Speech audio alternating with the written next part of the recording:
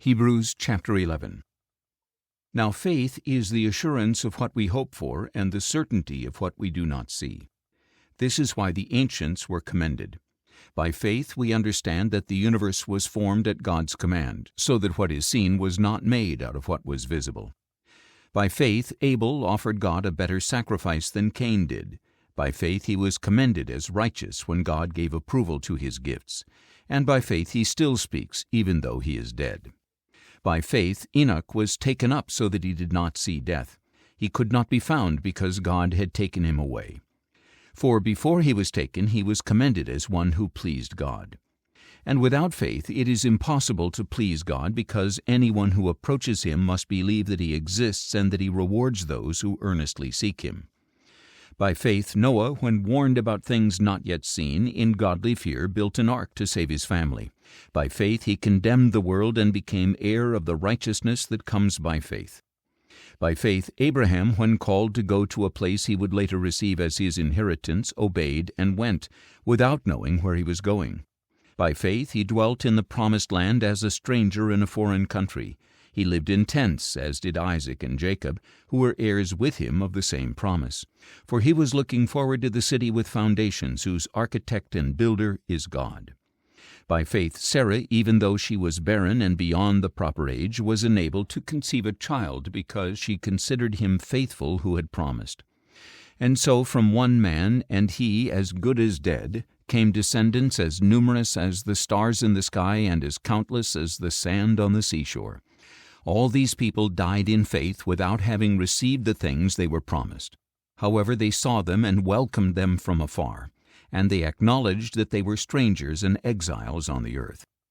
Now those who say such things show that they are seeking a country of their own. If they had been thinking of the country they had left, they would have had opportunity to return. Instead, they were longing for a better country, a heavenly one. Therefore God is not ashamed to be called their God, for he has prepared a city for them. By faith Abraham, when he was tested, offered up Isaac on the altar. He who had received the promises was ready to offer his one and only son, even though God had said to him, "Through Isaac your offspring will be reckoned." Abraham reasoned that God could raise the dead, and in a sense he did receive Isaac back from death. By faith Isaac blessed Jacob and Esau concerning the future. By faith Jacob, when he was dying, blessed each of Joseph's sons and worshipped as he leaned on the top of his staff. By faith Joseph, when his end was near, spoke about the exodus of the Israelites and gave instructions about his bones. By faith Moses' parents hid him for 3 months after his birth, because they saw that he was a beautiful child, and they were unafraid of the king's edict. By faith Moses, when he was grown, refused to be called the son of Pharaoh's daughter. He chose to suffer oppression with God's people rather than to experience the fleeting enjoyment of sin. He valued disgrace for Christ above the treasures of Egypt, for he was looking ahead to his reward. By faith Moses left Egypt, not fearing the king's anger. He persevered because he saw him who is invisible. By faith he kept the Passover and the sprinkling of blood, so that the destroyer of the firstborn would not touch Israel's own firstborn. By faith the people passed through the Red Sea as on dry land, but when the Egyptians tried to follow, they were drowned. By faith the walls of Jericho fell, after the people had marched around them for 7 days.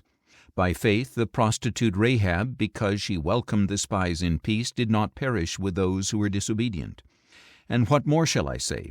Time will not allow me to tell of Gideon, Barak, Samson, Jephthah, David, Samuel, and the prophets, who, through faith, conquered kingdoms, administered justice, and gained what was promised, who shut the mouths of lions, quenched the raging fire, and escaped the edge of the sword, who gained strength from weakness, became mighty in battle, and put foreign armies to flight.